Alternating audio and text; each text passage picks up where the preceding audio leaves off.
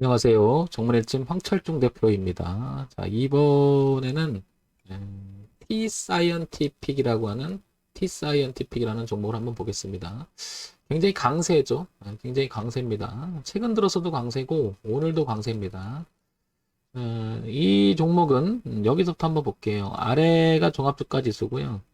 여기 8월 중순서부터 종합주가지수가 꺾일 때, 그리고 코스닥지수도 꺾일 때 여기를 같이 한번 비교해보면 종합주가지수가 3200을 깨면서 이렇게 저점을 높여가는 흐름이 보이다가 종합주가지수가 8월 중순에부터 이렇게 이탈하면서 코스닥도 그렇고 종합주가지수도 그렇고 하방으로 흘러가고 있죠. 지금 현재 이렇게, 그죠?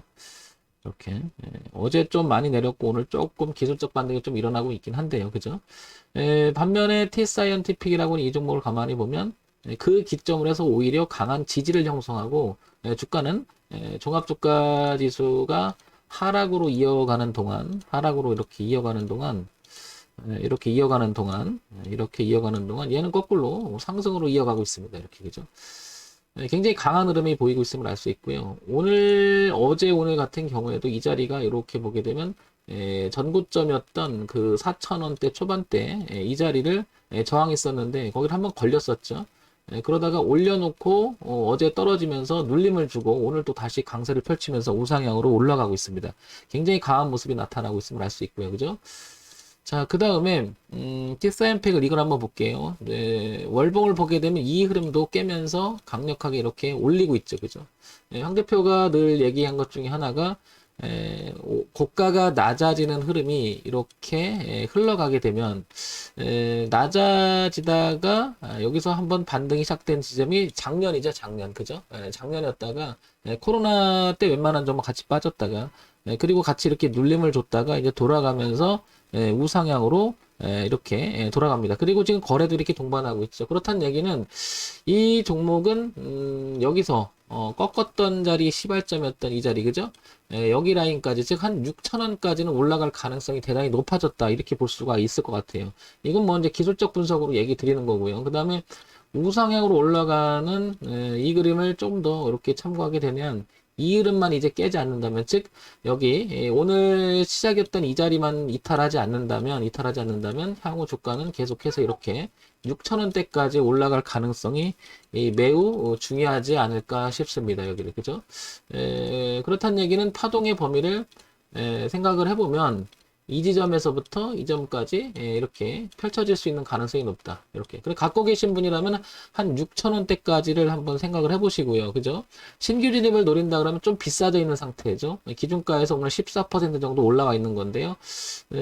파동을 치면서 이렇게 조정을 주거나 기회를 주면 한번 접근해 보는 게 어떻겠나. 그리고 이 부분이 저항값이, 그래도 혹시 모르잖아요. 저항값이 지지를 받게 있는 상태인데 이쪽으로 들어간 비중을 줄이거나 다소 소강 상태로 들어가니까 그때쯤 되면 주가가 이쪽으로 쳐져 버리면 이게 매물이 되면서 저항을 받으면서 한참 시간이 걸릴 수가 있겠죠. 따라서 여기를 깨지 않는 범위 내에서 이쪽으로 가게 되면 계속 우상향으로 가지 않을까 싶습니다. 그래서 좀 비싸긴 해도 충분히 우상향의 공간은 남아 있다, 이렇게 보여집니다. 그리고 주봉의 형태를 보게 되면 이 흐름, 그리고 무엇보다도 주봉의 형태를 가만히 보면 여기서 수렴의 기간이 굉장히 길었었죠.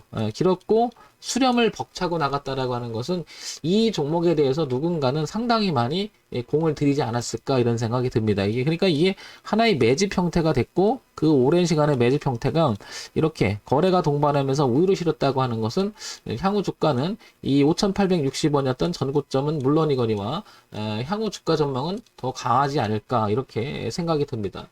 지금 분위기상 종합주가지수는 오히려 하방 쪽으로 좀 꺾는 분위기긴 하지만 종합주가지수 2,750선 여기까지 남아있긴 하죠. 황 대표가 늘 얘기 드렸지만 남아있긴 하지만 이 종목은 완전히 개별 종목으로 우상향으로 계속 가지 않을까, 이런 생각이 듭니다. 자, 이런 점 참고해 보시고요. 자, 우리가 주가를 얘기할 때는 기술적 분석만 갖고 또 늘 얘기하자면 말할 수는 없어요. 그러면 이건 가격의 흐름이고, 그 다음에 중요 가격대를 보고 한번 판단을 해본 건데, 한번 여기를 한번 보겠습니다. 뭘 보냐면, T사이언티픽 한번 보겠습니다. 얘는 벤처 기업의 코스닥이고 소형주 코스닥 IT 종합 디지털 컨텐츠 쪽으로 분류가 돼요. 디지털 컨텐츠 쪽.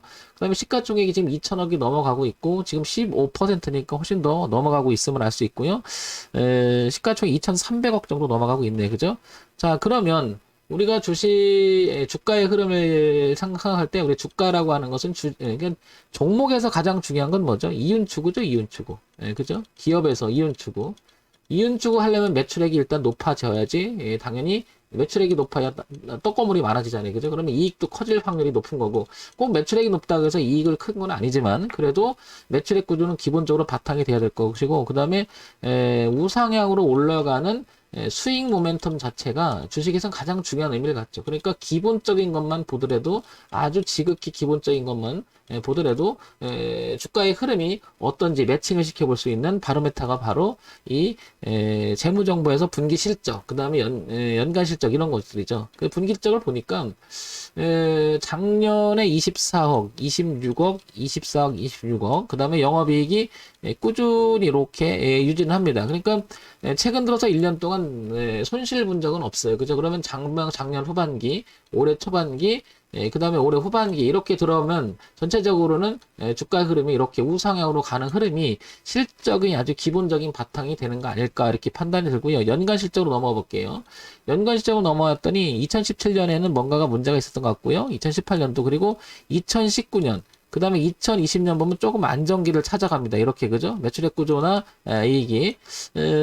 이 부분이 조금 뭐라 그럴까? 우상향으로 가는 견인적인. 그러니까 그동안에 보게 되면 주가가 그 전에 보면 힘을 쓰지 못했죠. 그죠? 2017년, 2018년, 2019년. 이렇게 침체가 됐던 이유도 이런 매출 구조를 가졌기 때문에 그렇지만, 2019년서부터 이렇게 돌아가는 모습을 가진 것은 이제, 우상향으로 정상 궤도로 돌아오는 게 아닐까. 이렇게 생각이 됩니다. 따라서, 지극히 우상향으로 돌아가는 게 이상할 건 없다. 자, 그런데, 그러한 실적과 매출 구조나 향후 전망에서 어떤, 뒷받침되는, 즉, 재료가 있는지를 한번 봐볼게요. 재료. 그리고 이제 정보라고 하죠. 이슈라고 하기도 하고, 뉴스라고 하기도 하고, 우리가 테마 형성하면서 이 부분이 향후 주가 전망의 우상향으로 더 영향을 줄 수 있는지, 아니면 지속적인 영향을 가져갈 수 있는지, 뭐, 이런 판단을 한번 해보게 된다면, 우리가 생각해 볼 수 있는 게 뭐냐면, 이걸 볼게요. 빗썸 지분 투자 부각의 제2의 비덴트가 될 수 있는가 이런 내용이 나오죠.